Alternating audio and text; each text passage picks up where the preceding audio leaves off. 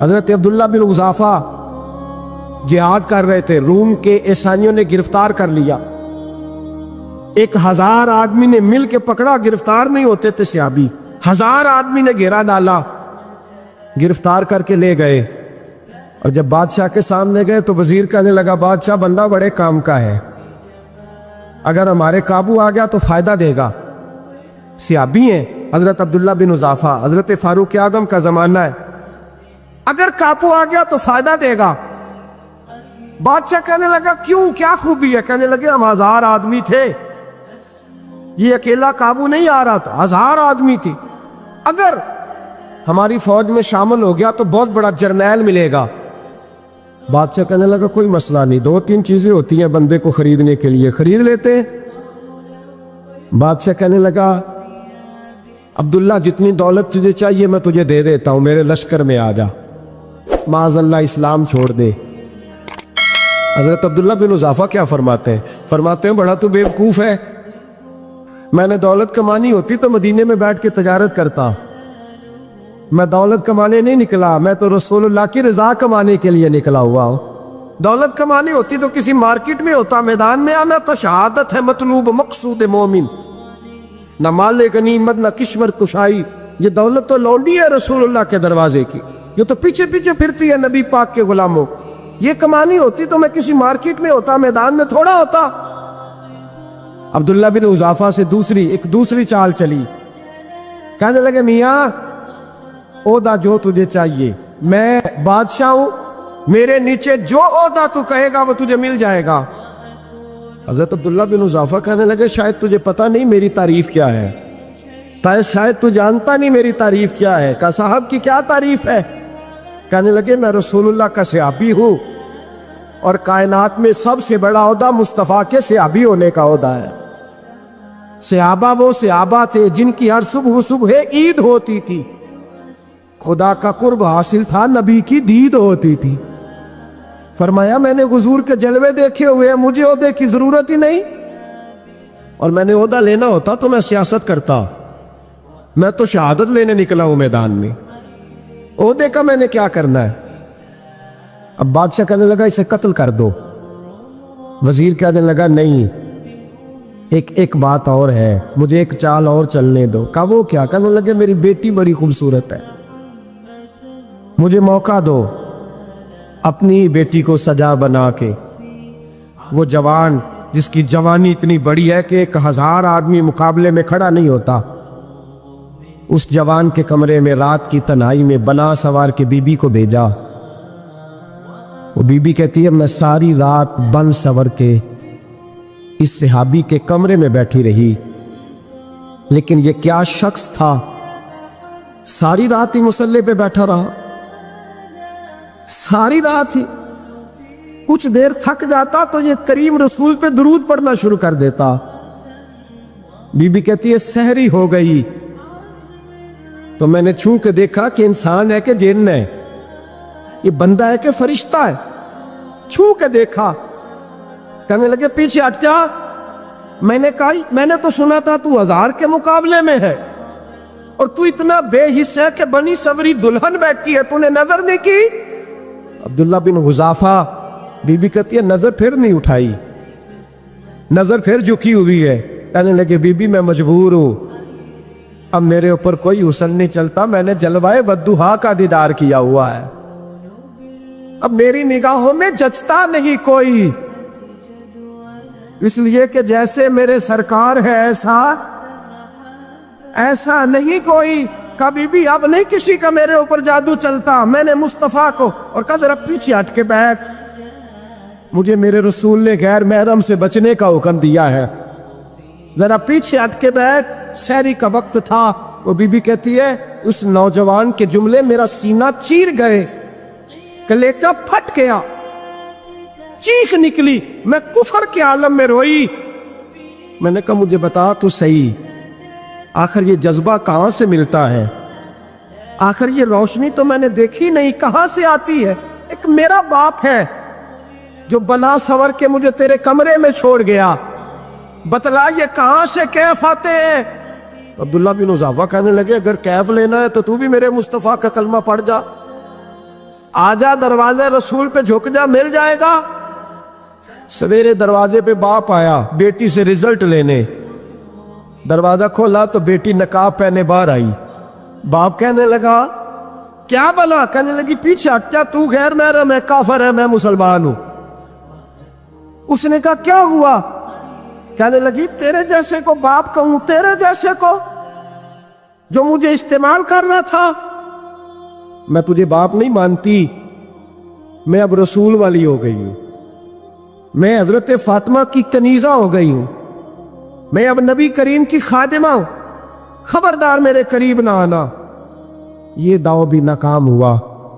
अब हजरत अब्दुल्ला बिन हुज़ाफा के सामने मौत खड़ी की, एक कड़ा में तेल गरम किया, कहने लगे तुझे इसमें जलाया जाएगा। हजरत अब्दुल्ला बिन हुज़ाफा रदी अल्लाह ताला अन्हु जब जलने के करीब हुए तो रोने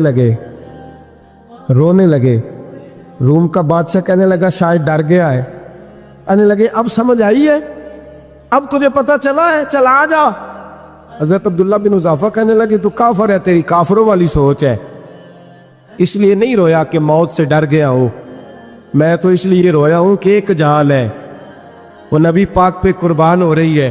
काश रब मुझे 1000 जान देता, मैं सारी मुस्तफ़ा पे कुर्बान कर देता। फाज़िल बरेलवी फरमाते करो तेरे नाम पे जा फिदा, न बस एक जा दो जहां फिदा, और मेरा 2 जहां से भी नहीं जी भरा, मैं करूं क्या कि करोड़ों जहां नहीं। और मियां साहब फरमाते हो कच्चा रंग ललारी वाला जेड़ा चढ़दा लैंदा रहिंदा, ए इश्क तेरे दा रंग मुहम्मद चढ़ जाए फेर नहीं लेना, इश्क तेरे दा रंग मुहम्मद चढ़ जाए फेर ये नहीं लेंदा। मेरे भाई वो रूम का बादशाह कहने लगा दुनिया मैंने भी बड़ी देखी है, पर जैसे पाक साहब मुस्तफ़ा के गुलाम देखे ऐसा मैंने कोई नहीं देखा। ओ भाइयों, नज़र पाक हो, रूह पाक हो, मिजाज पाक हो, फिर इंसान बड़े बड़े काम करता, फिर वो मुहिम्मात को सर करता, फिर वो सिर्फ एक घर के लिए नहीं, वो मिल्लत के लिए फायदा मंद होता है, फिर वो घरानों को लेकर चलता है, फिर वो बड़े बड़े मुआशरे तश्कील देता है। मेरे रसूल करीम सल्लल्लाहु अलैहि वसल्लम ने पाक साफ जहन के लोग तैयार किए। हजरत मरसद फरमाते हैं मैं एक औरत पे आशिक था, जब कलमा पढ़ा नबी पाक ने मेरी पुश्त पे हाथ फेरा, मैंने कहा हुजूर कोई नसीहत? नबी पाक ने फरमाया नजर को पाक रखना। आप फरमाते हैं औरतें मेरे पीछे भागा करती थीं और मुझे कहा करती थी अब तू देखता क्यों नहीं? तो मैंने कहा पता मुझे भी नहीं, मुस्तफ़ा की एक नजर हुई है, रब ने सारे मैल को चैल दूर फरमा दिए, सारा कुछ ही बदल गया। मिल्लत के जमानों याद रखो, हजरत आयशा सिद्दीका के पास लोग आए, आके अर्ज किया है अम्मा जी बारिश नहीं होती, कहत पड़ गया है। इस बात को ना जरा दिल की गहराइयों से सुनना। मस्जिद नबवी है, मस्जिद नबी के साथ इधर देखिएगा जरा, ये मस्जिद है, मस्जिद के साथ हुजूर की कब्र है, साथ हजरत आयशा का उजरा है, पहले हजरत आयशा फिर हुजूर का रोज़ा, फिर आगे बोलते जाइए आगे क्या है, चाहिए था ना सीधे मस्जिद जाते। हजरत आयशा के पास आए, तवज्जो करना मेरी बात, अम्मा जी बारिश नहीं होती क्या करें? अम्मा जी ने मस्जिद नहीं भेजा, कहने लगी इस तरह करो हुजूर के दरवाजे पे जाओ और जाके ना नबी पाक जहाँ दफन है वहाँ थोड़ी सी ना जो हुजूर के सर वाली जगह है ना कब्र पे, वो छत थोड़ी सी खोल दो, छत खोल दो। सहाबा कहते हम गए जहाँ हुजूर की कब्र अनवर थी, हुजूर आराम फरमाते, सराने वाली साइड से थोड़ी सी छत खोली, अभी खोली थी अल्लाह ने फौरन बारिश अता फरमा दी। फौरन कहते हैं जब बारिश हुई तो हम मस्जिद में शुक्राने के नफल पढ़ने चले गए, हजरत आयशा के वसीले पे, रोज़ा रसूल पे, और रोज़ा रसूल के वसीले से अल्लाह की, ये तरीका तो हमें सहाबा सिखा रहे हैं, खुदा खुदा का यही है दर, नहीं और कोई मफर मकर, जो वहां से हो यहीं आके हो, जो यहाँ नहीं तो वहां नहीं। सहाबा तो दरवाजे रसूल पे जा रहे हैं, एक बार नहीं बार बार जा रहे हैं, तू अकड़ के फिर रहा है, अकड़ के फिर रहा है। बड़ी ज़रूरी है ये बात करनी, बड़ी ज़रूरी, और ये बात आपके लिए सीखनी, जरा गौर करें। शैतान की गलती क्या है पता है आपको? अल्लाह को नहीं मानता था, شیطان کی غلطی کیا تھی؟ بولے کس کو ہے؟ لا الہ الا اللہ کو نہیں مانتا تھا، اللہ کو نہیں مانتا تھا؟ نہیں تو انہیں پتہ نہیں نا اس گل دا۔ تو میں تمہیں اگر پوچھا نا اج دی خبر کی یہ تازی تو تمہیں پتہ ہے، اور بھائی اس کو بھی سمجھیں، یہ عقیدہ ہے، یہ ایمان ہے، میری منت ہے، اس کو سمجھ لو، یہ کام آئے گا۔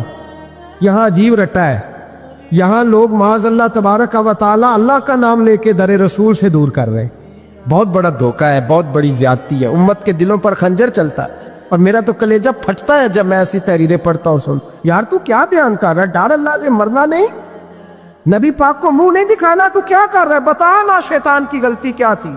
وہ تو صاف ستھری بات کر رہا تھا، یا اللہ ایک نہیں تو لاکھ سجدہ کرا میں تجھے کرتا ہوں۔ اللہ نے فرمایا ادھر آنا، میرے محبوب کو سجدہ کر۔ کہنے لگا نہیں کرتا، فرمایا فخرج فإنک رجیم، نکل جا تو لعنتی ہے۔ جو حضرت آدم کو وسیلہ نہ مانے وہ لعنتی ہے، اور جو روضہ رسول پہ کھڑا ہو کے کہے میں نبی کو وسیلہ نہیں مانتا، جو دروازے رسول پہ پہنچ کے کہے میں نبی پاک کو وسیلہ نہیں مانتا، جو مصطفیٰ کے وسیلہ ہونے کا انکار کرے، تو کہتا ہے کہ دنیا میں وسیلہ نہیں مانتا۔ اللہ تو قیامت کے دن بھی کہتا ہے جو مصطفیٰ کے پاس سے ہو کے آئیں گے میں بخش دوں گا۔ شفاعتی لآل الکبائر من امتی، حضور فرماتے ہیں موٹے موٹے گناہ گار آتے جائیں گے، کالی کملی کے نیچے چھپاتا جاؤں گا، جنت میں بھیجتا جاؤں گا۔ وہاں قیامت میں تیری معافی نہیں ہو رہی، تو یہاں نہیں مان رہا۔ بریلی کے امام فرماتے آج لے ان کی پناہ، آج مدد مانگ ان سے، کل نہ مانیں گے قیامت میں اگر۔ اور دیکھ تو کہتا ہے میری نمازیں، میرے روزے، میری زکاتیں، میرا جہاد کام آئے گا۔ سن حضرت عبد الرحمن ابن عوف، صحابہ میں سے تگڑا آدمی، اتنا بڑا شخص، اتنا بڑا آدمی کہ جس کے پیچھے میرے رسول نے نماز ادا فرمائی ہے، اتنا بڑا شخص، ہر جہاد میں سب سے پہلے، سب سے امیر تھے، صدقات خیرات بڑھ بڑھ کے دیتے تھے، ساری نیکیاں ہیں۔ ایک بی بی نبی پاک کے لیے ایک قمیض بنا کے لائی، ایک حدیثی ہے، یہ بخاری مسلم ہے، ایک حدیثی ہے کہ چادر بنا کے لائی، چادر بنا کے لائی، بڑے اچھے نقار نکالے، دروازے رسول پہ آئی، حضور میری قبول کر لے۔ نبی پاک نے چادر اوڑی، اگرچہ ان کا نام شارحین نے لکھا ہے، صحیح حدیث میں صرف ایک صحابی کے لفظ ہے۔ شارحین کہتے ہیں کہ وہ عبد الرحمن ابن عوف تھے، چلو یار کوئی اور بھی تھے تو صحابی تو تھے نا، صحابی سے زیادہ تو نیک عمل ہم نہیں نہ کر سکتے۔ وہ صحابی تھے یا حضرت عبد الرحمن ابن عوف تھے، آ کے کہنے لگے یا رسول اللہ بڑی پیاری لگ رہی ہے آپ کو چادر۔ حضور بنانے والے نے تو بڑی بنائی تھی، پر جب آپ پہ آئی ہے پھر تو نور علی نور ہی ہو گئی ہے۔ حضور بڑی پیاری، کیا بات ہے، کیا بات ہے، مکھ چند بدر شاہ شانی ہے، متھے چمک دی لاٹ نورانی ہے، کالی زلف تے اکھ مستانی ہے، مخمور اکھی ہیں مدبریاں۔ سبحان اللہ سبحان اللہ سبحان اللہ، ما اجملکا ما اکملکا۔ اور جو آخر میں بات کی وہ بڑی بڑی منفرد ہے، کتھے مہر علی تے کتھے تیری ثنا، مشتاق اکھی کتھے جاڑیاں۔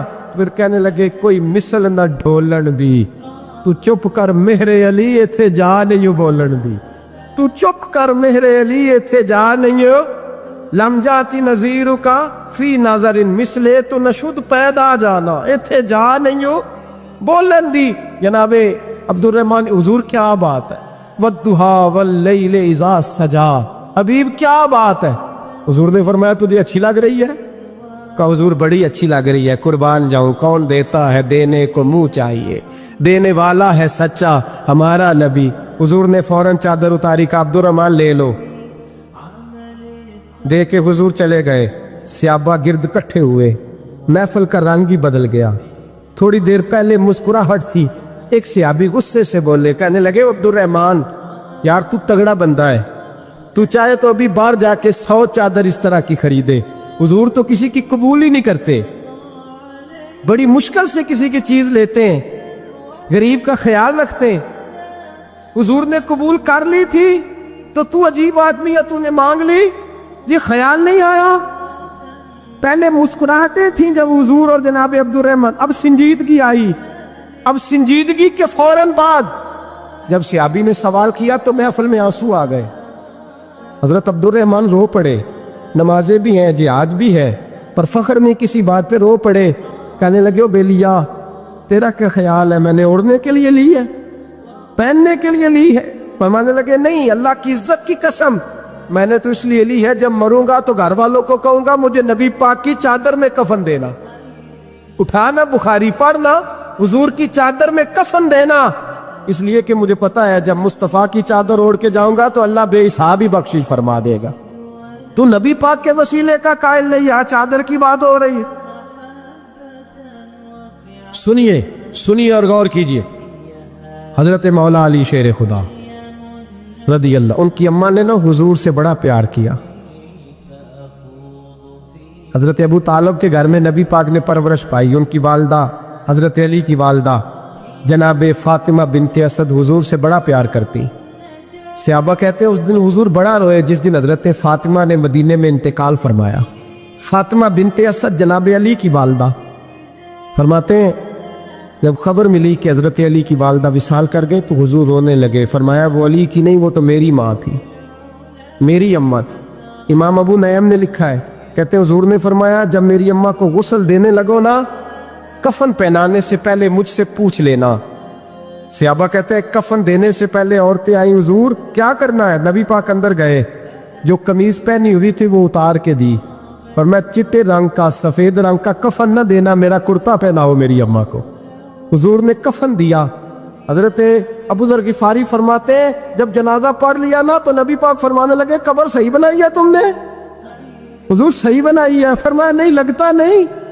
فرماتے یہ کہتے کہتے میرے نبی قبر میں اتر گئے، میری آنکھیں برس پڑیں۔ میں نے کہا علی کی اماں رب تجھ سے کیا حساب لے گا، ساری رحمتیں تو پہلی تیری قبر میں آ گئی۔ عشق سرکار کی ایک شمع جلا لو دل میں، بعد مرنے کے قبر میں بھی اجالا ہوگا۔ نبی پاک قبر میں لیٹے پھر بیٹھے، فرمایا صحیح ہے قبر۔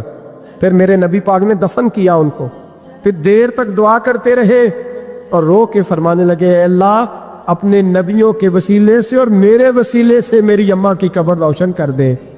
حضرت ابو ذر فرماتے ہیں کسی کا دل نہیں کرتا اس کی ماں مرے، آج میرا دل کرتا تھا کاش میری مر جاتی، یہ فضیلت میری اماں کو نصیب ہوتی۔ سیدنا ابو ذر فرماتے جب حضور رخصت ہونے لگے تو میں قریب گیا، میں نے کہا حبیبہ ذرا یہ رنگ مجھے بھی سمجھائیں۔ تو حضور نے فرمایا میں نے اپنا کرتا اس لیے پہنایا ہے کہ جب میرا کرتا فاطمہ بنت اسد کو پہنایا جائے گا تو اس کے توسل سے اللہ انہیں جنت کا جوڑا عطا فرمائے گا، اور قبر میں اس لیے اترا ہوں کہ جب میں قبر میں اترا ہوں تو اب میری اماں کی قبر تنگ نہیں ہوگی بلکہ اللہ میری برکت سے کشادگی عطا فرما دے گا۔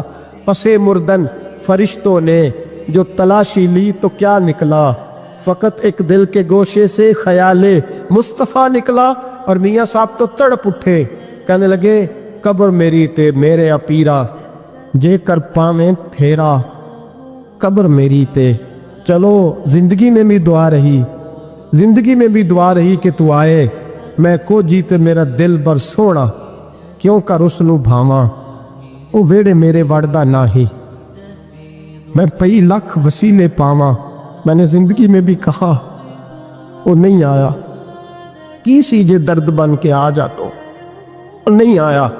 میاں صاحب کہتے ہیں میری قبر میں بھی یہ دعا رہی، قبر میری تے میرے اب پیرا جو کر پاویں پھیرا، قبر میری تے میرے اب پیرا جے کر پاویں پھیرا، قبر دے وچوں ہڈیاں اٹھ کے مجرا کر سن تیرا، تو آ تو صحیح۔ میرے رسول پاک سید عالم صلی اللہ علیہ وسلم خود قبر میں لیٹ گئے۔ او بھائی یہ وسیلہ اتنا پیارا، یہ وسیلہ حضرت ابو ذر فرماتے دل کرتا تھا یہاں میری اماں ہوتی، اتنی کرم نوازیاں، اتنی بندہ نوازیاں، اتنی رحمتیں۔ حضور نے خود حضرت زینب نبی پاک کی صاحبزادی بڑی بیٹی کا وصال ہوا، حضور اس دن بھی بڑا روئے اور فرمایا